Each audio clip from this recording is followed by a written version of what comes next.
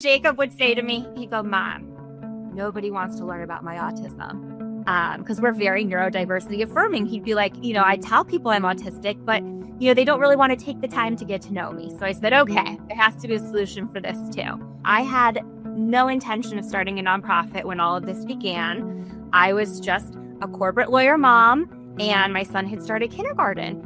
And I was looking for, what do people do as far as summer childcare? They say necessity is the mother of all invention. And it's very true for me because I didn't set out to do any of the things we did. What drives someone to change the world? Welcome to Social Trailblazers, where we seek to answer just that question. Join Kelly Hernandez, CEO of Nonprofit Marketing Nerds, as she interviews leading social innovators and nonprofit changemakers. This podcast is brought to you by DonorBox, the easiest way for nonprofits to rock their online donations. I am so excited to meet someone that I actually kind of met organically and then hopped on a call about social media.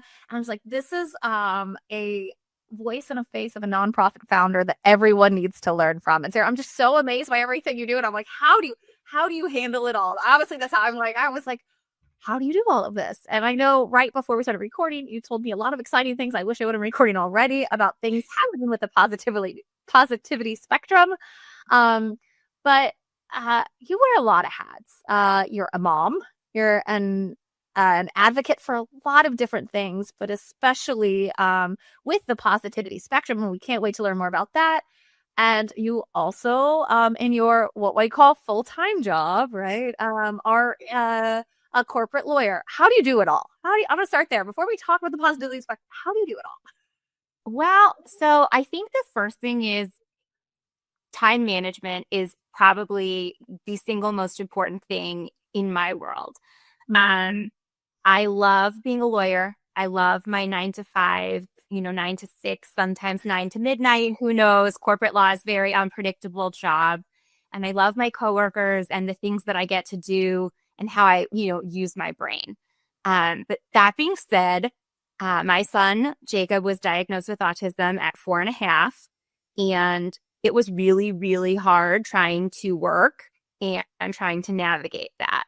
And so, the positivity spectrum in a lot of ways came out of problems that I encountered in trying to be all of the things and wear all of the hats. I had no intention of starting a nonprofit when all of this began.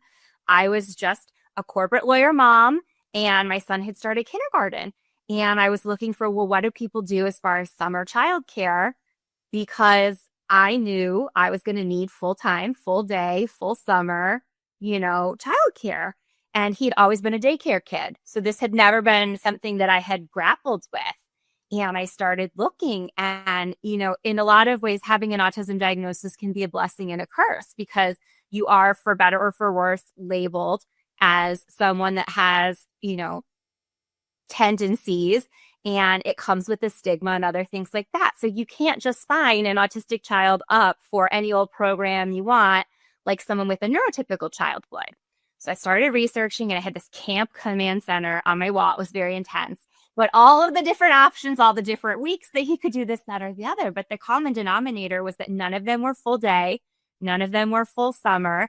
And, you'd have to patchwork quilt things together. And that really just didn't work for me. And so rather than sit by and be okay with it, I approached our local YMCA and said, hey, the kids from my son's school are going to be coming here for camp. Could my son come too? And they said, absolutely. Inclusion is one of our most important values. And then I asked the $1 million question. Well, can you provide an aid? And they said, no, unfortunately, we can't provide an aid, but you can. And I said, oh, no. See, you left the door open here, my friends. And so basically from that one statement of it was possible, I made it actually available. And so last summer, we piloted the program with my son, Jacob. It was so successful, I was able to secure a contract with the Akron area YMCA to grow the program for summer 2025. And from then, my life has never really been the same, because as we moved to realize we were going to bring more kids into the fold, started the nonprofit process, the fundraising process, the marketing process, the bringing on board member process, and it kind of all came out of nowhere. So I know the answer. The question is more, how do I handle all the hats? But the reality is I have no choice but to handle all of the hats, because what people don't realize is it's my very real life, and it's very much not built to be accessible to certain kids and certain families. And so, they say necessity is the mother of all invention. And it's very true for me, because I didn't set out to do any of the things we did. And when I tell the story of how we went from one program to 4, very organically, it's all things that were problems or challenges that I faced in my autism mom role that led for me to put things into action in my nonprofit founder, executive director role. And only by the grace of having an employer that allowed me to file an ethics disclosure that I was starting a nonprofit and was supportive of me, giving time to a nonprofit. I'm actually the #1 enterprise level volunteer in my entire company of 14,000 plus employees. So, but I have full corporate support behind what I'm doing. And so that makes the difference in wearing multiple hats too. So it's a lot of, this is just it. This is my life. This is what it looks like. And this is what it takes to run it. And so that's just how we got here. Yeah. And I think this is, part of, as a social trailblazer, the work of, and I said an advocate, right? I didn't say an advocate for, because, you're an advocate as a mom, you're an advocate for yourself internally at your company, an advocate always for your son. But I think that next step, like you said, as a founder, I'm going to create systems and processes for others, and not even just like me, but others facing some of similar things. And I've created a pathway, and I'm going to go ahead and put up a shingle, positivity spectrum that's now way more than a shingle, way more. So what is the positivity spectrum? Share a little bit more about it. Sure. So we've got 4 programs. There's obviously what we call Camp for Kids. That's our summer day camp program where we provide aids for free for autism families to send their children to our summer camp programs in partnership with the YMCA. We also allow them to pay privately or to use extended school year money from their school district in order to pay for the aids.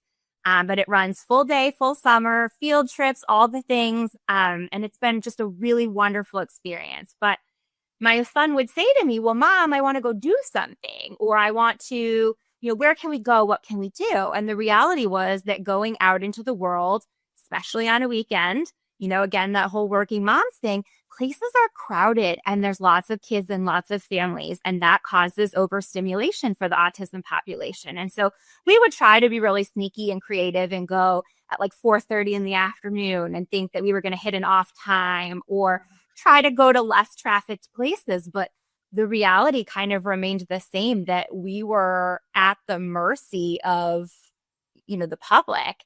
And sometimes we would get away with it and we would just squeak by. And other times we'd be there for 10 minutes and he'd fall apart. So I started building out what we call Sensory Saturdays, which are sensory friendly opportunities to go out into local businesses or entertainment venues and just have a fun family day. So we partner with our local Sky Zone, a ninja gym. We have an indoor amusement park type venue. We've been to Pizza Hut and they've shut the dining room down, and we've done make your own pizzas. And what's really cool about what we do with the events is I use them as revenue generators.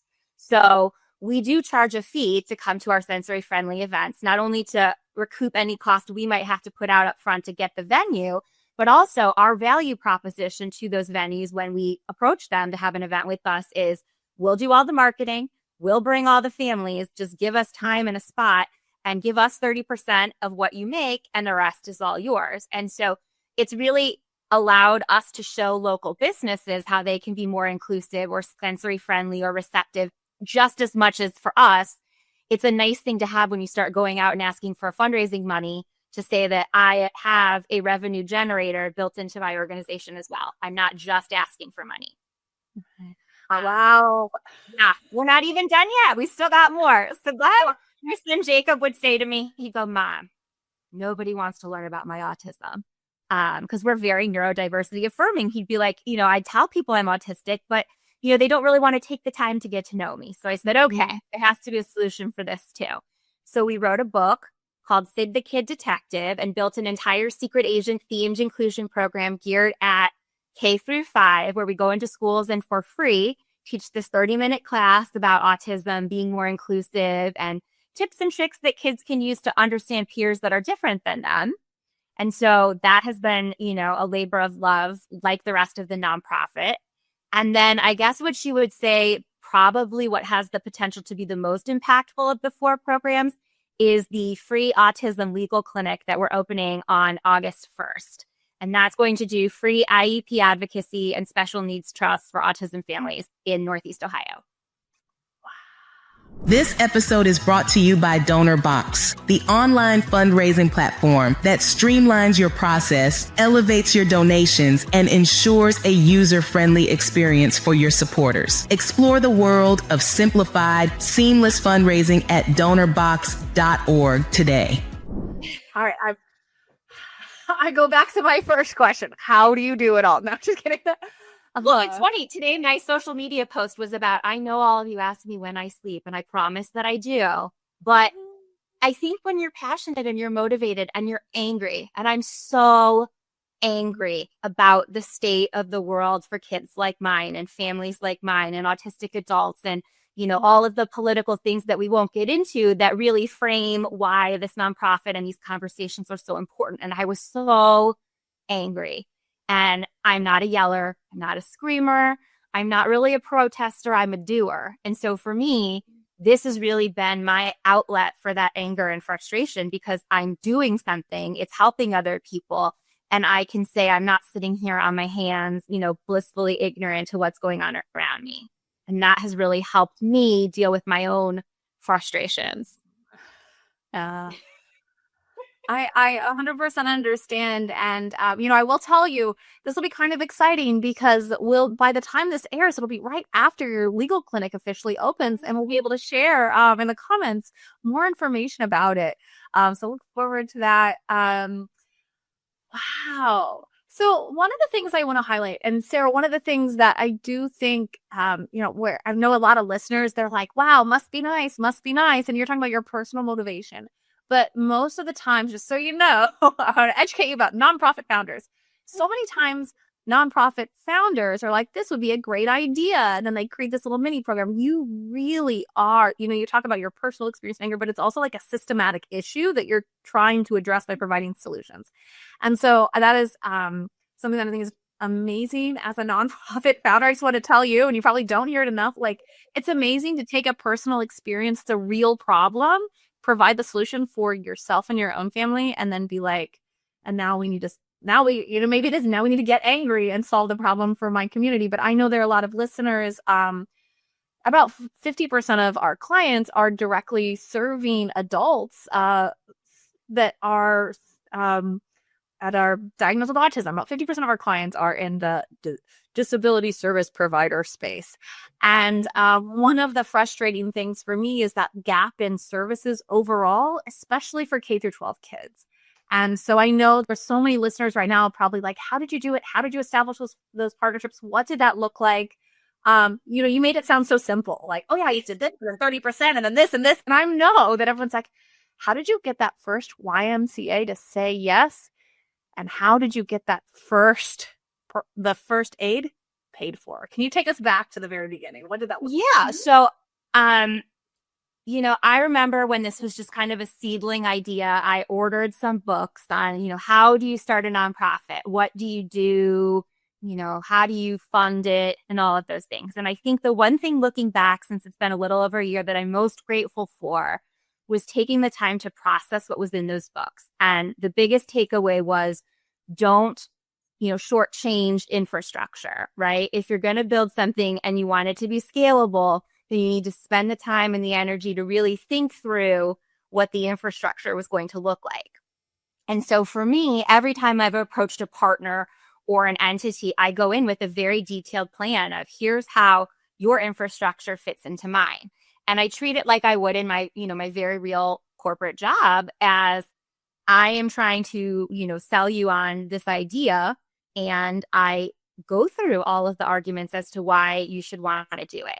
Now, I'll be honest that the first YMCA was an easy yes because I was enrolling my son. And I had the benefit of the finances in order to pay to prove the concept. Mm-hmm. That really is something that I think put me ahead of a lot of nonprofit founders, was that first $10,000 summer, as I joke, but it's not really a joke, where I was paying for camp for 10 weeks and paying $700 a week for an aide, very much laid the groundwork for what became the positivity spectrum long before I really understood the magnitude of what I was doing. I mean, again, I was really trying to solve my own problem, but it became readily apparent to me very quickly that other people were having this same problem and that there was something to this. And all of the credit goes to my friends at the Longwood Y in Macedonia, who, when I pitched this to them about my son and then said, hey, do you think your corporate headquarters would be interested in letting me replicate this? They championed me all the way to the bank. And that became how we got that first contract. Relatively quickly, we got a yes, and we knew we were scaling within about a month of camp ending. So by September of last year, we knew that, we had motion and that this had legs, that we were going to be, at least, if nothing else, doing more camp. As to the other yeses, I have to also credit the fact that I have a law degree and I'm an advocate for a living, and I argue with Fortune 500 companies about multi-million-dollar contracts, and that I'm really persistent and annoying if I want something. And so I've had to deal with my own sensitivity to rejection in starting a nonprofit, because you don't realize how many times people are going to reject you or say no. That part's really hard. But once you start getting yeses and people start understanding what you're trying to do, it's really intimidating to see it start to actually build and understand that the momentum is now in your favor versus when you're trying to, kind of just get out at the gate. So I would tell people just try, because if you put the work in, people do see that the work is there. I mean, when we stood this up, we had a website done and it looked professional. We had a logo and it looked professional. I branded everything that I did, and we really were very mindful of, again, that infrastructure and starting something that looked bigger than what it was at the time. Mm-hmm. Yeah. Nonprofit and association leaders, I've got a secret weapon for you. Imagine sitting down for just 30 minutes, yes, 30, and walking away with a treasure chest of marketing gold. Polished videos, scroll-stopping reels, compelling blogs, and share-worthy social posts. That's the Content Lab, where our team of marketing nerds transforms your mission into magic. You bring your expertise, and we'll handle the rest. Ready to feel like a marketing wizard? Visit nonprofit-nerd.com and check out the Content Lab. Type discount 200 at checkout to grab your $200 discount. Limited time only. Catch you in the lab. The Content Lab. And I think, I'm sorry to not pay you to say that, but people, don't think about marketing and visuals. It's often an afterthought, or it's like just the logo. But like you said, you showed up consistently and professionally from the beginning, and how that helped at least open doors and get meetings, right? When people look you up, they're like, okay, this is a real thing and a real person. We got responses. We got responses and meetings and got in rooms that we had no business being in at the time, solely because, we were coming at it with a very polished, look and with an aesthetic. And also that I've never been afraid to ask for help. Quite regularly in this journey, I'll make a social media post that says, like, who can you introduce me to? Or I'm trying to do X and, can you help me? And I will post them in random Facebook groups for different geographic areas within Northeast Ohio where I'm really trying to find something. And I've been amazed what's come out of, something so random and putting myself out there. But I mean, again, I don't know what I don't know. And I didn't know how to start a nonprofit. And that's kind of how I found you, Kelly, was I had asked in one of the Facebook groups for nonprofit founders, like, how do you learn how to do marketing? I'm a lawyer. I have no idea. I'm not particularly creative. I'm not particularly, visually, gifted at putting things together. And so I was making Canva posts and, doing it over and over and over again. And it was such a time suck. And I kept feeling like there has to be a better way to do this, but I don't know what it is. And so that's how I got referred to your post and started, commenting on stuff and watching your videos. I'd watch them on YouTube with the dog And I'd be like working on something for the nonprofit and have your video on in the background and kept a list of like, yes, okay, I now understand I'm supposed to do this. And it really did help me start to retrain my brain to think of every single thing I put out as a marketing opportunity instead of we're trying to share information about an event, but even an event should be a marketing opportunity. Yeah. And I think now I'm like, so I know you follow me enough to be like, have you gone live yet? I don't think I've seen you. Have you gone live yet, Sarah? I have not gone live yet. And honestly, that's because most of the time I have my son with me at the sensory friendly events so that he can participate. And he requires a lot of attention and support. And so I don't want to ever put him in a compromising position where he looks bad or, I'm exploiting his autism. I have a real sensitivity to that. I'll talk about my life and my experiences. And sometimes he wants to share or talk about his experiences. But if he doesn't, then I don't feel like that's my place to publicize him either. So this is your podcast interview, and I'm also going to give you a challenge that sometime in the next, so we call it Talking Head. This is my challenge to you. This is, sometime in the next month, just how you're sitting right here for this interview, just go live at a time when, even if there are interruptions, it's fine, but it's just you and your voice, and you're just chatting through like it's your friend having coffee for like 15 or 20 minutes, share a story, share some impact. You don't need to show anything. People want to know the face and the voice behind the organization. There's your challenge. I'll do it. So I know we only have limited time, but I want to really, one, I love meeting other Midwest nonprofit people, but, you kind of glossed over growth over a short period of time. So tell me like where you are now in terms of, and impact's a weird thing, but like where you started, right? And you said it was your own money and your son to solve your problem was year one. And then we're currently in year 3, correct for you? Is that year 2? We turned one. We turned 1 June 4th. I know it's crazy. So by the time this airs, we'll be like 1.5. But in 1.5 years, we've gone from my son at camp by himself to 5 kids at 2 YMCA locations and signing on another regional YMCA branch where we're going to pick up 2 locations for next year. So we'll be at 4 locations. We've picked up a corporate sponsorship where they're doing an employee payroll deduction and monthly fundraisers for us, where we'll receive that money at the end of the year, earmarked for the camp program based on a news story that someone saw about me. Yes, that's another trick to growing really fast. If you're doing something novel and nobody else is doing it, bother every local media contact that you can find on Facebook and through other sources, and magically they do want to cover it if you're the first, right? So because we're the first doing a lot of these things, I've been very fortunate to get a lot of airtime from our local news stations, and that exposure has really helped us as well. As far as growing more than that, we went from 0 followers on Facebook to over 1,500. And that was all organically grown through people who heard about us or saw us or, all those things. We went from having no events to now having 2 to 3 events a month. We went from, events being our only revenue stream to now we're doing our very first, we're calling it the first annual Quiet Carnival.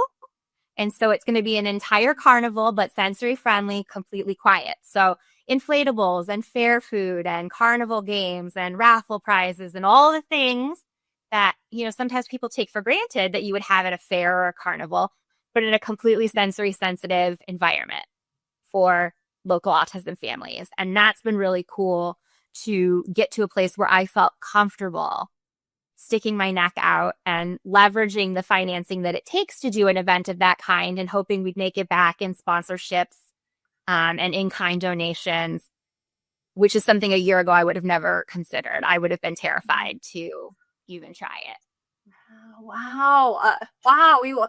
So many hats, and I know we only have you for a short moment of time, but we will go ahead and drop the link to your Facebook and you on LinkedIn and your website below. if people have, maybe if other nonprofit people, like, how do I do this? Or if there's someone in Ohio or Northeast Ohio that wants to contact and fund the Positivity Spectrum, how do they get a hold of you? Or funding. How do they get a hold of you? So you can reach me at sarah@thepositivityspectrum.org. That's my direct to me email. I'm also the face behind the Facebook page. We're not big enough to have a staff, so you can message us there. That comes directly to me as well. Awesome. Well, Sarah, I will, since the moment I met you, I've been so blown away by not just the impact you're making, but like impact that other people can make if they see kind of how you're doing things. I think you really, made a big impact in your own family's life. And it sounds like, you're like 5 and then growth for multiple families on an ongoing basis. And I love the event-based versus I'm so in awe. Anyway, thank you so much for being a social trailblazer and for taking time out of your day to join the Social Trailblazers. Absolutely. I love doing stuff like this. If it helps one other person who is motivated to try going on this crazy journey, then I'm happy to do it.